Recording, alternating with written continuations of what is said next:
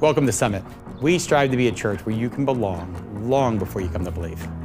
At each of our locations, we worship together, learn and grow together, serve together, and form relationships around a common purpose to inspire people to find and follow the way of Jesus.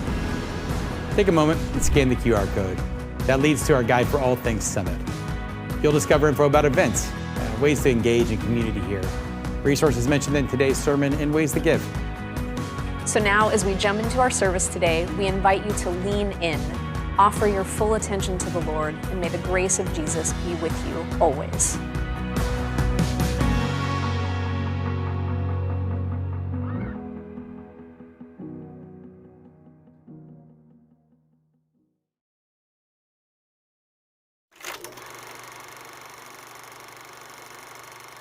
I remember one time having an argument over like letting the other person first through an entrance or something. It was just like so incredibly silly. We tolerate our weird quirks. We don't love them. You're thinking? I'm thinking. Sometimes he just looks like he's thinking. But I don't think I knew that until, 10 years ago or something. I didn't know that. Surely you've got to be thinking something. She's smiling. What is it?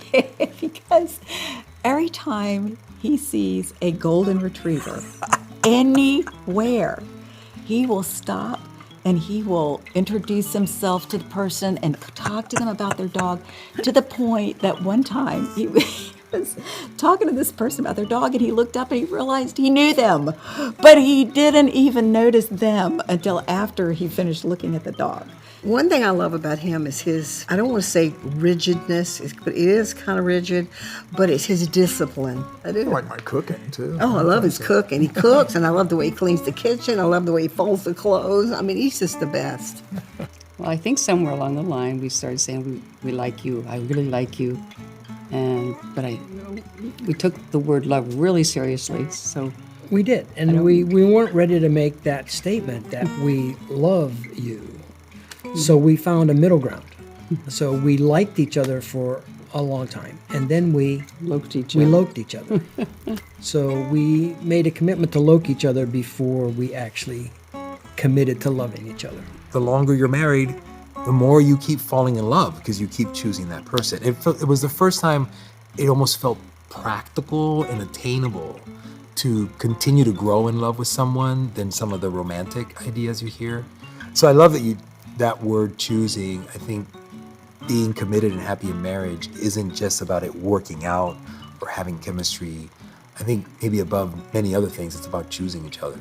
We can't love each other on our own. We need that love of Jesus to pour through us to each other.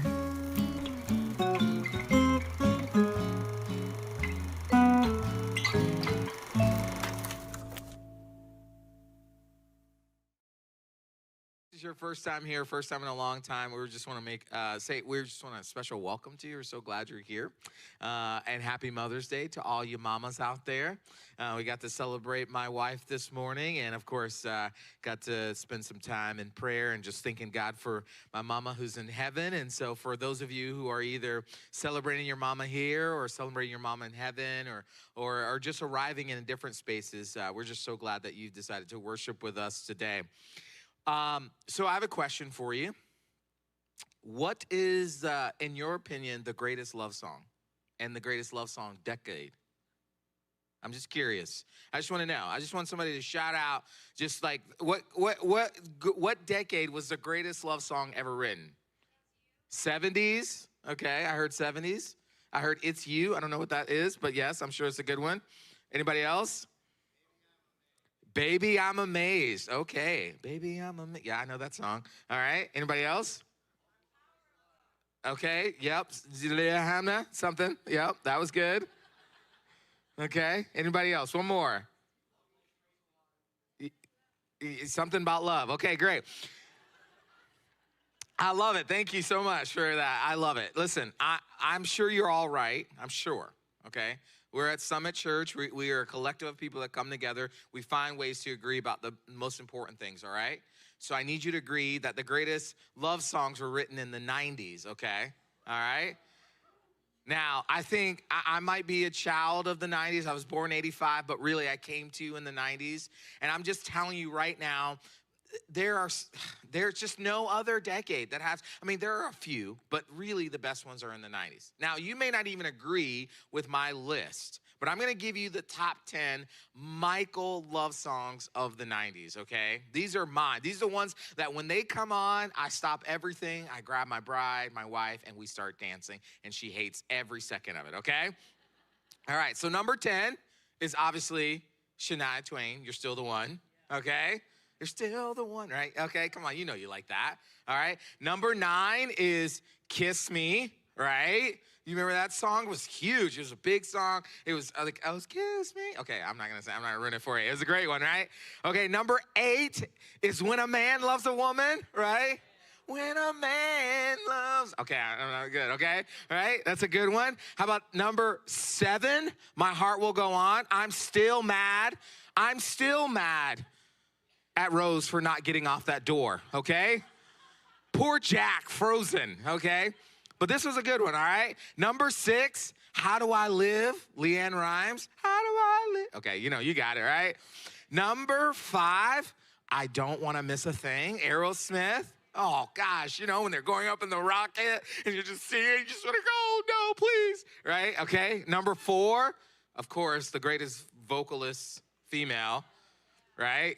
Whitney Houston, I Will Always Love You. Okay, great, love it. Number 3 might shock you, but this is Iris, Google Dolls, right? Come on now. If you've seen the movie, it has Nicolas Cage and Meg Ryan. What is it called? City of Angels. Oh, and this song comes on. Oh, and I know you don't want me to sing it. Number 2, of course, NSYNC. God Must Have Spent a Little Bit More Time on You. Come on now. Come on, right? That was a great song. And don't go there yet.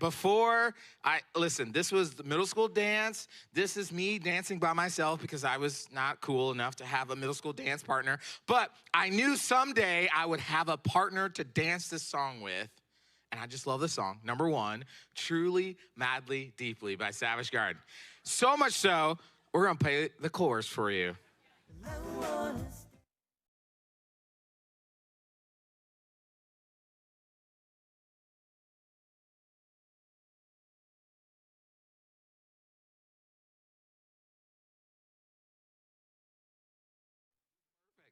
I knew as 14-year-old boy someday would get a chance to dance with his beautiful bride. The greatest love song ever written, Truly, Madly, Deeply. Now listen, I know that you might be like, okay, Michael, that's funny, but that's not the greatest love song ever. That's okay. It's okay to be wrong, okay? Because we can all argue about which love songs we think from different decades should be on that list. But the Bible would say that the greatest love song ever written was during the reign of King Solomon, okay? Known as the Song of Songs. It's a Song of Solomon. It's a love poem, and it actually begins this way. It says, the Song of Solomon is the most wonderful than any other. Wonderful than any other. And I talked about this last week, but that title, Song of Songs, in the original Hebrew meant it was the greatest love song of all time. Now, most scholars believe that this love song was written, there are 3 reasons for why Solomon wrote this song. Number 1 was a celebration, okay? It was written to celebrate the beauty and the sanctity of marriage. This song highlights that love is God-given and not something to be ashamed of. The second reason that it was written was out of illustration, to illustrate that there is a kind of intimacy and passion that should exist within the covenant of a marriage. And then lastly, it was written as an allegory, okay? It was to serve as a reflection in the love between God and his people, or to use New Testament language, Christ in the church. And so our hope has been that in this series, after all this time, that we would inspire you to fight forward, okay? To fight for your marriage, whether you've been married for 5 months or 50 years. This series, we hope, is a reminder that your marriage is worth the fight. And so last week, we talked about this idea that you need to fight for your marriage by building and fighting for passion, for fighting for self-worth, and fighting for beauty in the mundane.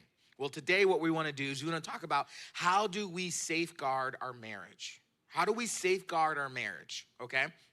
And what we're going to do is we're going to jump into chapter 2, where Solomon paints a picture of a kind of love that's not only passionate, but it's also protected, okay? It's a kind of love that recognizes the danger.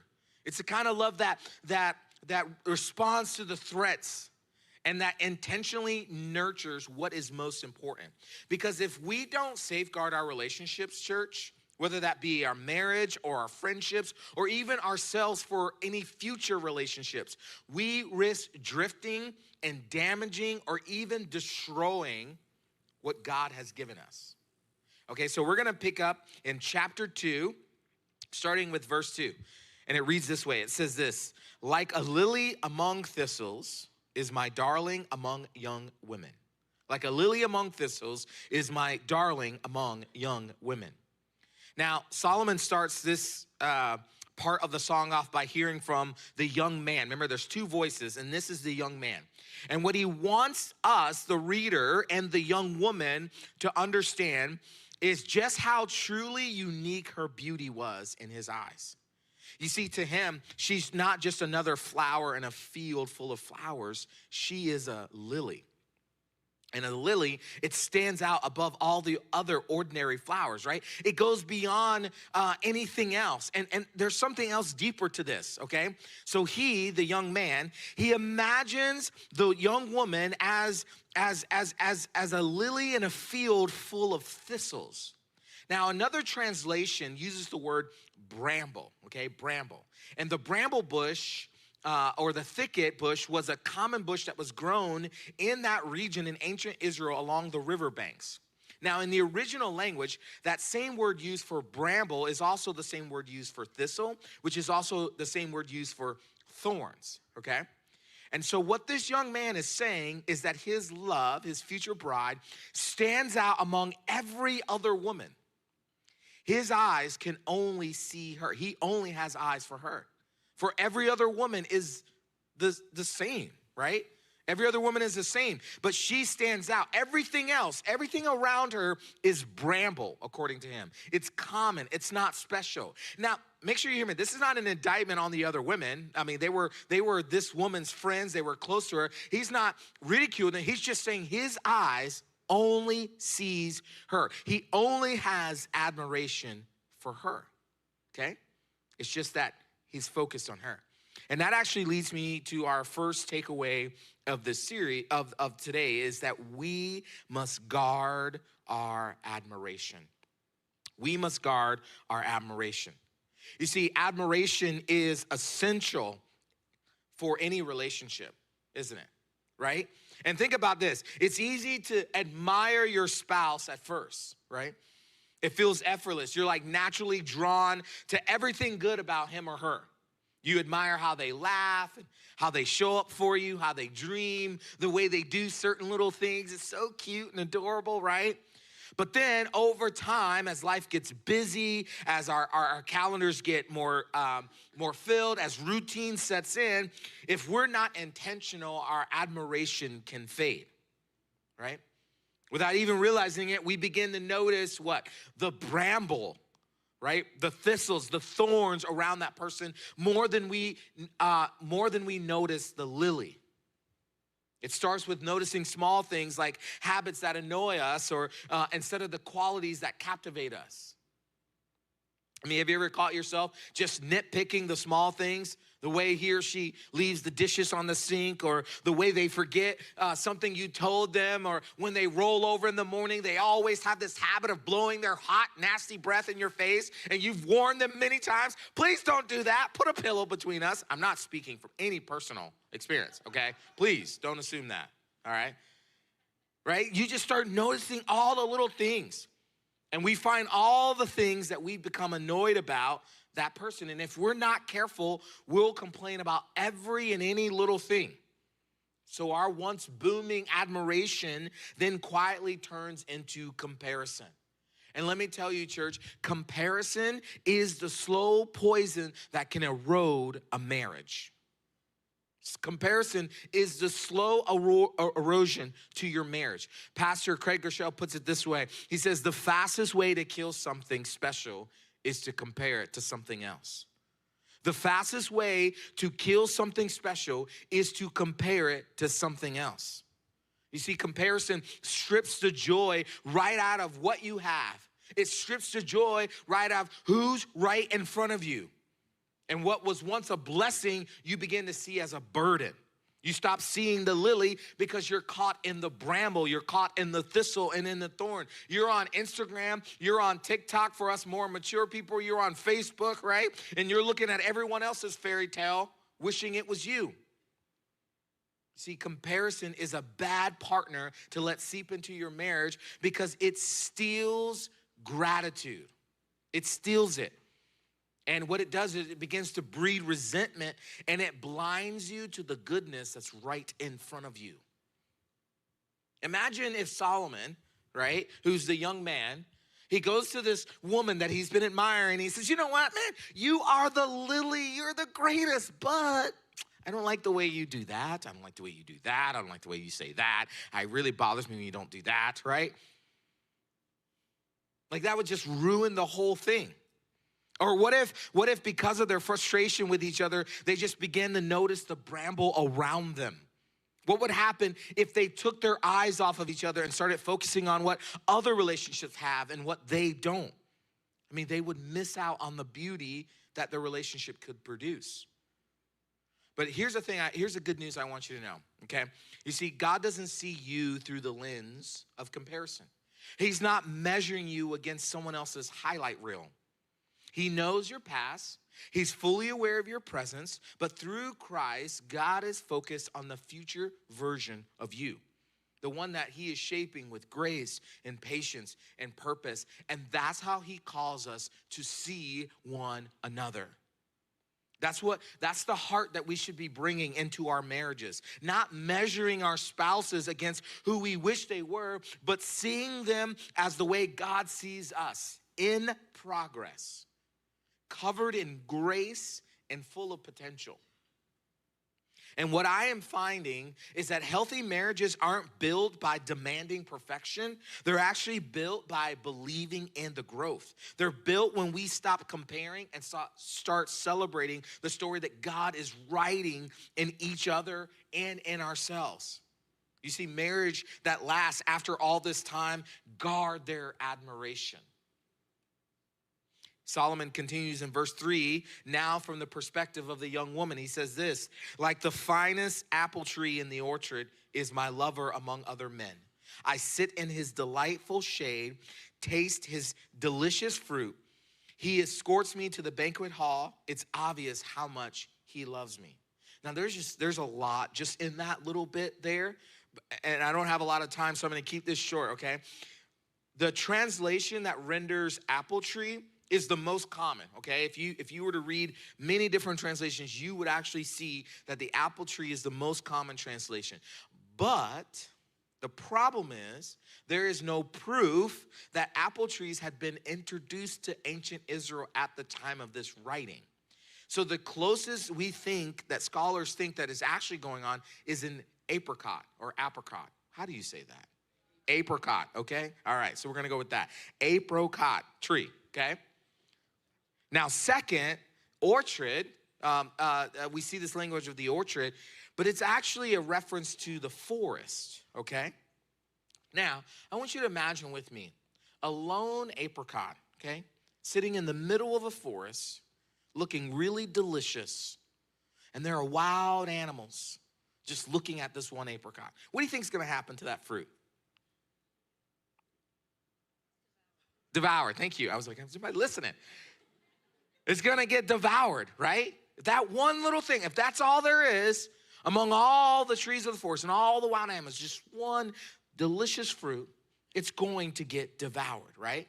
And in a hospitable forest, the wild animals will find this lone apricot and devour it. And the young woman, she's imagining herself as this fruit. And the other young men are the forest. They're the animals, okay? They are a danger to her. They are not safe. but she sees Solomon, this young man, is. She sees Solomon as a refuge, as a safe place for her. And this leads to our second takeaway is that we must guard our place of refuge. We must guard our place of refuge. The young woman describes her future husband as a place of shelter, a place of delight, a place of security. He's not just impressive, but he is safe. Listen to me, church. Especially for those of us who are married in the house today.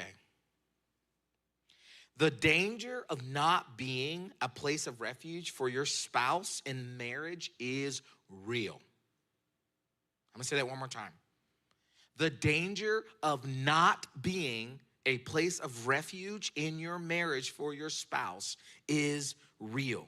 If your spouse can't find safety with you, if they constantly feel judged or unseen, or they feel made to be second to everything else, odds are, make sure you hear me, odds are they will eventually look for shelter somewhere else. I mean, the odds are not in your favor. Maybe not in another person necessarily, but in work, in hobbies, in busyness, or even just in a natural emotional withdrawal. When a marriage stops feeling like home, it'll start feeling like another place to survive, okay? But let me tell you, being a place of shelter, being a refuge is so beautiful. When your husband or your wife knows that they can come to you with all their fears and dreams and failures and hopes and still be loved, that's when they will thrive. You know, on my worst days and on my best days, being able to come home to my wife, to Erica, and share all of it, gosh, there's nothing better. I mean, she listens to me, she empathizes with me, she encourages me. Now, that isn't to say that she doesn't correct me when I need it. When I'm wrong, she doesn't just take my side, she reminds me that there's a better version that God is working out in me. And she'll be the first to have my back, but she'll also be the first to be like, nah, you're wrong, bro. No, seriously, she will tell me. Before any of you will tell me, she will tell me first, right? I'll say something, I'll come off stage, and I'll see a text say, change that, right? And mama's always right? Okay? And she doesn't do that in a way to shame me, but she knows that Christ is working something out better in me, and she's calling me to something better. You see, being a safe refuge in your marriage allows trust to deepen. It allows intimacy to grow, and you become the first place your spouse wants to run to, not the last. And like the love of Jesus, your relationship becomes a safe harbor in the midst of a world full of noise and demand and disappointment. Now, let me quickly say this because I don't want you to mistake what I'm saying here. This only works if the husband or the wife know their own self-worth in Christ. And we talked about this last week. If you're trying to be each other's refuge without first knowing your worth apart from that person, it will never work. It'll never work. And maybe for the first time, you're starting to realize that you can't be a safe space for your spouse because you have some stuff to work out. You're struggling, and so you trying to be a safe space is only triggering the worst of you. Let me just tell you, you don't have to figure this out alone. You know, that work and discovering your individual worth in Jesus can happen and begin right here at Summit. You know, we believe, I've said this so many times, is that the church through Jesus Christ, for all intents and purposes, is meant to be a safe harbor for all people, everyone, married or single. The church isn't supposed to be a place where you have to perform to belong. It's supposed to be a place where you can breathe, a place where your past doesn't disqualify you and your presence doesn't scare people away. Through Jesus, we are called to be a house that reflects his heart, that's full of grace, truth, patience, and real love. I mean, it's why famous theologian C.S. Lewis said the church is supposed to be a hospital for sinners, not a museum for saints, right? So whether you're walking in with a wedding ring or a broken heart or somewhere in between, you can and should be able to find shelter here. And our hope is that Summit Church is a place where you're reminded that your worth isn't tied to a relational status or your ability to check every theological box, but that your worth is rooted in the unshakable love of Jesus. And if you're interested, let me just tell you, to begin that journey, I know one of our staff, one of our pastors would love to begin walking that with you, walking in that journey with you to your next step. And don't leave here today without taking that journey, beginning that with us. Now, we're going to jump to verse 7 of the song, and it's one of the most quoted partial verses when it comes to love. You've probably heard it many times before, especially when we're talking about young love, especially when we see someone younger than us about to do something that we don't think is right, and we're Christians, we like to go to this verse and quote it oftentimes, okay? This is a young woman speaking to her friends, okay? Let's get the context right. She's not talking to somebody else. She's talking to people whom she's dearly connected with. It's her friends. And I'm going to read the verse, and then I'm going to give you some context of what's being communicated so that we can all operate on the same level and understanding, and then we're going to apply this to our life, okay? So here's what the young woman says. She says this: "Promise me, O women of Jerusalem, by the gazelles and the wild deer, not to awaken love until the time is right." You've heard this before, right? Many of you? You've heard this, right? Do not awaken love until the time is right. So what happens here is that the young woman, she gathers all her friends and she urges them to make an oath. But instead of using God as the thing by which the women make the oath on, she says basically to swear by the gazelles and the wild deer, which is odd, kind of odd. And it's interesting because in this time period, swearing by anything other than God, by any other gods, was considered idolatrous, and immediately, if you're caught, you're put to death. So why would she risk her life? Why would she say, swear by these animals that you will not awaken love at this right time? I mean, we are to assume that she and these women were following God. So why would she say that? Well, in that time period, God's name was understood as something so precious, so holy, so set apart that the Israelites deemed the mere mention of God's name to be too sacred, okay? So they would use language that would be adjacent to God's name. So the wording that we're reading here basically is hiding God's name in plain sight, okay? So what's another way to express who God is? Well, by his creation, right? The young woman asked her friends to swear by the God who created the gazelles and the wild deer. And let me go one step further. If you look at the Song of Solomon in its totality, you would find several aspects that actually point us back to the Garden of Eden. And this is one of them. I mean, you think about the gazelles and the wild deer. What do they symbolize? Man, they symbolize this untamed and purest part of God's creation. I mean, there's only one place and one time in history where this was absolutely true, where creation was at its purest, and that's in the Garden of Eden. In the garden, Adam and Eve lived a perfect unity with nature, untouched by shame and hiding nothing.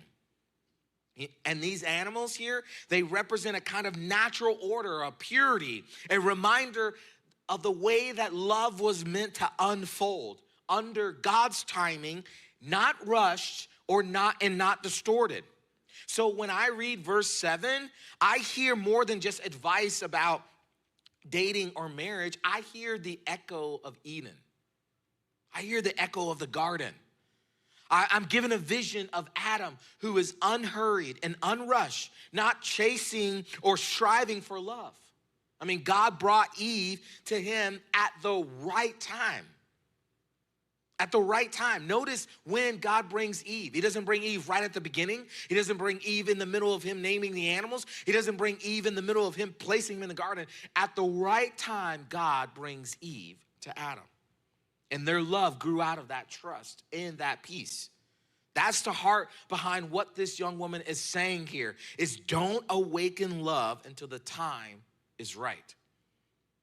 And that leads us to our next takeaway, is that we must guard our seasons. Okay, we must guard our seasons. You see, each and every one of us in this room find ourselves in different seasons of life. And whatever season we're in, we must do all we can to guard that season. You see, what I mean is love is meant to move with God's timing, not our pressure. Love is meant to move with God's timing, not our pressure on love, okay? You can't force something sacred without hurting it. And when we rush to get to the next season, when we rush love either out of desire or out of fear or out of loneliness or out of insecurity, we end up damaging what could have been beautiful, didn't we? You see, for those of you who are in the house and you're single right now, I want you to hear me out. You see, this rushing of love, what that can look like is grabbing onto a relationship you know isn't healthy. But because of your fear of loneliness or because you feel like you gotta be attached to someone, you've falsely come to believe that this is what will make you feel loved. And I would wager the 47 cents in my pocket right now that many of us, if I were to ask you, raise your hand if you've had some kind of damage, trauma, or issue because of a toxic relationship in your life. I bet over 90% of you would probably raise your hand because we rushed before it was ready. How about this? Maybe you've got into a relationship, but the relationship isn't toxic.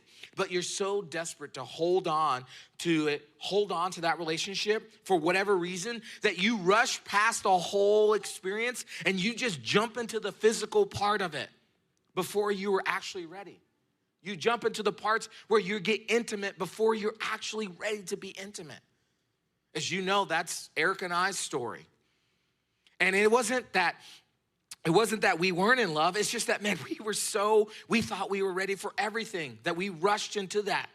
And then we ended up finding that we were gonna have a daughter before we were married. And let me tell you, we don't regret having our daughter. She is one of the 3 most precious blessings we have. But can I tell you, we were not ready.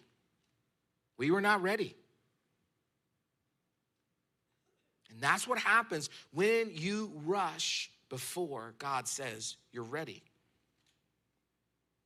For those of us who are married, what this can look like is trying to coerce our spouse to be intimate for the sake of being intimate and not because of a deep emotional connection. So what we try to do is we try to manipulate them. We try to demand growth, but we lack patience in the growing process. So what we do is we withhold intimacy as a form of punishment, as a form of manipulation. We weaponize intimacy. And all that can lead to us putting pressure on love instead of protecting it. But what would happen, regardless of what season you might be in, if you guarded your season with your life until God moves you to the next season? What would it look like if you said, you know, if I am single right now, I am going to be single unto the Lord. I'm going to hold this singleness as best as I possibly can, knowing that God might call me to something else, but right now, in this era of my life, I'm gonna live wholeheartedly for the Lord. Everything I do is for the Lord. And if the Lord calls me to be married someday, then great. If not, then great. If you are married, what does it look like? What if you were to guard your marriage right now in this season? That everything you're doing, you're protecting your admiration, you're focusing on your spouse, you're lowering your comparison because you're not looking for the bramble or the thistles, but you're looking at the lily. You're keeping your eyes focused on the lily. What would it look like if you guarded that season of your life with everything you have? Can I tell you? It'd change everything. You begin to experience God in his full capacity. That's what Solomon is asking us to do. What beauty could we find in our current season if we exhibited the kind of patience, the kind of trust, the kind of pursuit of our relationships, whether it be our friendships, whether it be our marriages that resemble the untamed and pure form of love from the Garden of Eden? What would that look like if we heard the echo of this song in the thrones of our life? Here's our next takeaway. We must guard against the little foxes. You remember that song we sang earlier, the second song, and we talked about this idea of the little foxes not stealing our joy? Well, that song speaks to what we're talking about right here. Solomon writes this. He says, "My dove is hiding behind the rocks, behind the outcrop of the cliffs. Let me see your face. Let me hear your voice. For your voice is pleasant and your face is lovely." Now, from what we can understand, there's been some kind of breakage and distancing in the relationship between the young man and the young woman, okay? From verses 8 to 13, the young woman is just lovesick over the young man and is desperately wants to fully express her love for him. However, somewhere between that and where we're at, there's been this emotional distancing. The young man senses this, okay? And he calls out. He calls it out. He says, something is wrong here. We are not connecting in the same way. And he's right. She has been emotionally distancing herself because she senses something is roaming about in their love. And so he calls it out, and listen to her response. She says, "Catch all the foxes, those little foxes, before they ruin the vineyard of love, for the grapevines are blossoming." Okay? Now, in the original language, the word fox is also the word for jackal, okay, which was more common in that time period in ancient Palestine. And one of the main diets of these opportunistic omnivores was fruit, okay? So remember that apricot in the middle of the forest? Solomon is tying it back to this moment here, okay? So having the jackals getting into the vineyards obviously is a bad problem. And in this imagery, the imagery that this young woman is giving, the vineyard is their love, is their relationship, okay? Now, scholars somewhat differ on the meaning of this imagery, but as we come to an end here, I'm gonna give you my best understanding based on all the reading and studies I've gotten here, okay? And I believe that these little jackals represent a few things. They represent problems that, if left unchecked, end up destroying great things. If you don't catch these little foxes, these little jackals in your relationship, it will end up destroying the best parts of your relationship. You see, most marriages don't collapse because of one huge event. They actually begin to crumble long before with 1,000 small compromises, right? You think about it, the marriage crumbles because it starts with like small neglect.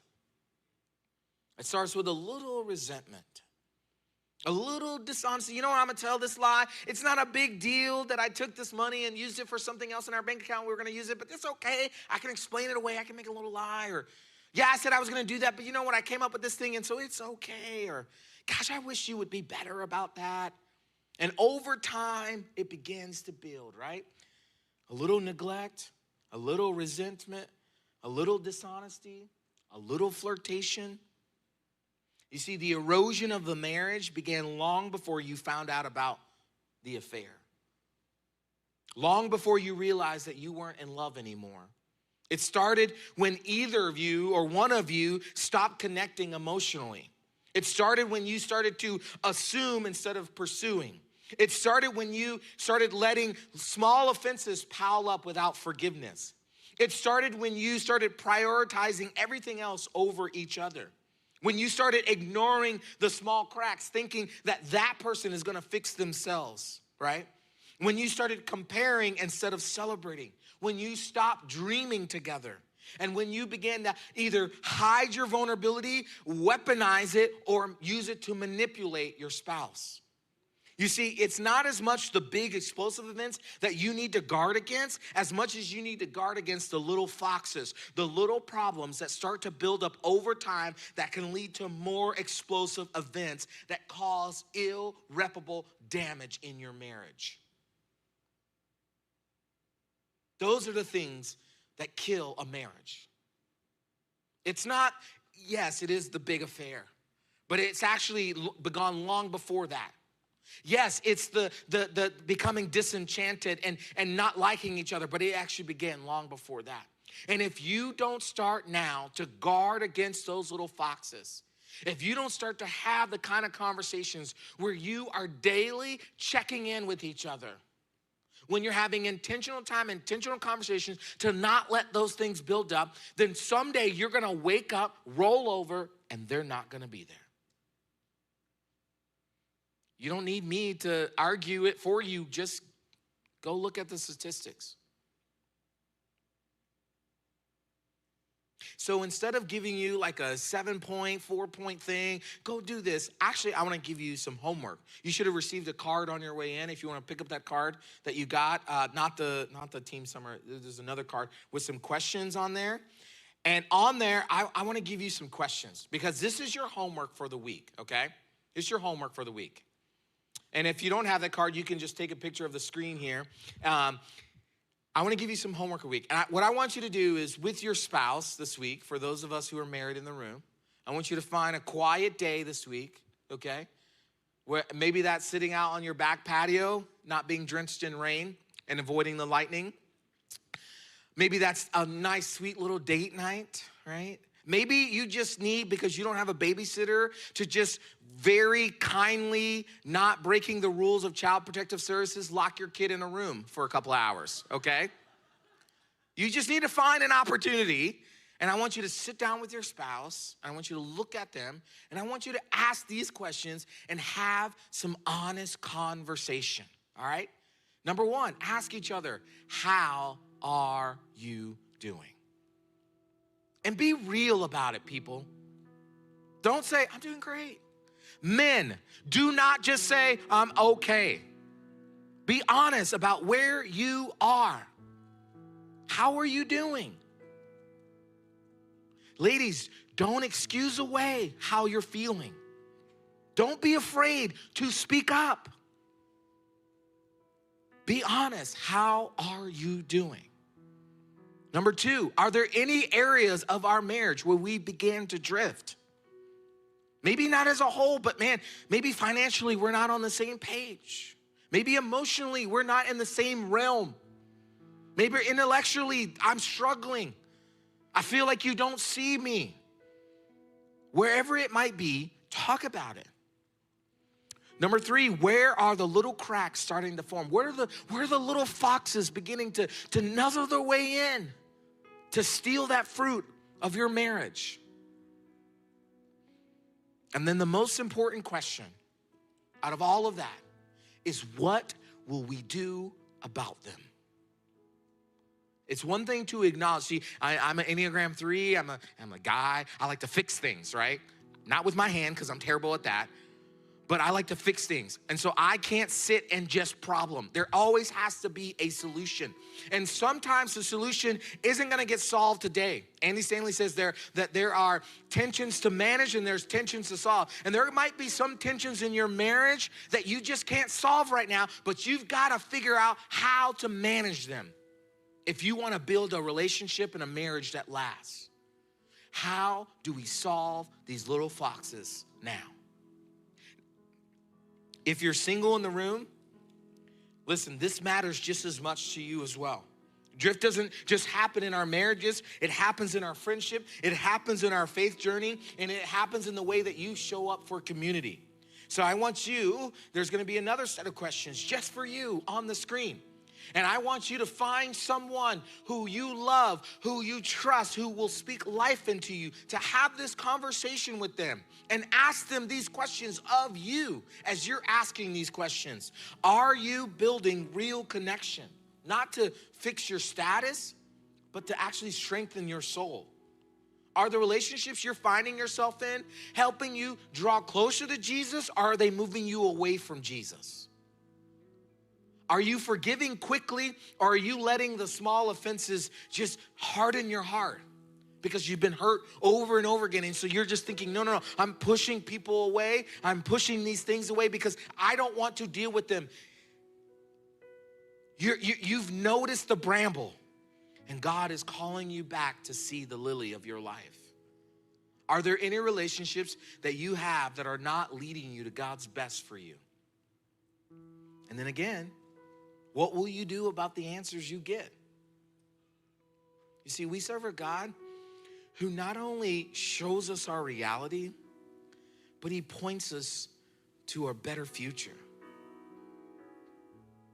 to a better place.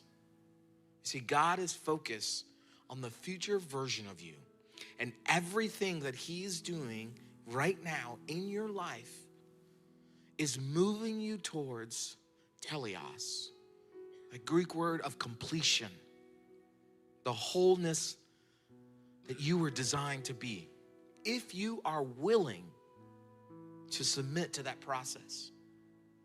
So whether you're single or married or somewhere in between, can we begin to safeguard the thing that matters most that God has given us? The season of life that we're in. Man, let's become the person and the couple that God has created us to be. Will you pray with me? God, we're so grateful for the opportunity to gather in the house today, to worship you, to celebrate our moms. Father, thank you for giving us the greatest picture of what a relational, covenantal love could look like. Lord, I pray that in this moment, in this time, God, as we wrestle with where we are in our seasons of life, as we wrestle with the things of our marriages and our relationship, God, would you give us insight? Would you give us wisdom? Would you give us discernment to help us grow into the kind of people, the kind of couple, God, that reflects you. And Lord, if there's anyone in the house today who would say, you know, before I can begin that work, I've got to know this Jesus. I've got to know what his love means for me before I can reflect his love to the world. Well, Jesus, I pray right now, and by the power of the Holy Spirit, that you would inspire them to admit that they need you. That you would inspire them to believe that you are the Son of God, that you died for them, and then 3 days later you rose again. And that you would inspire them to choose today to say yes to you all the days of their life. Jesus, we know that if anyone has made that decision today, all of heaven rejoices, and so do we. God, may we be the people that reflects your love in every season of life. We pray this in Jesus' name, and the house said, amen. Why don't you stand and worship with us?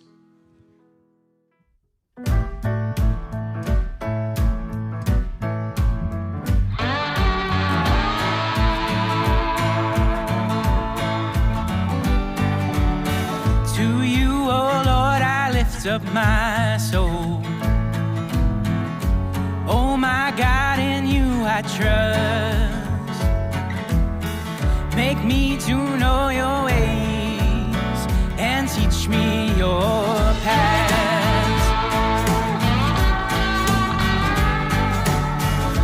For the sake of your name, Lord, pardon my guilt, for it is great. Consider my affliction and forgive all my sin.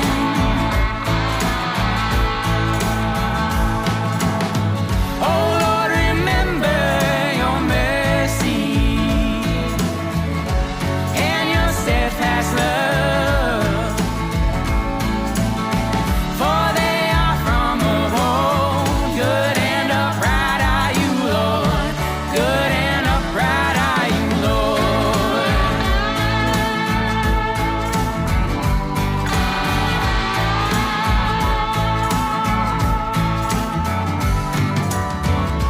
Lead me in your truth and teach me,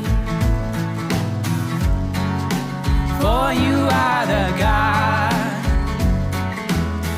of my salvation.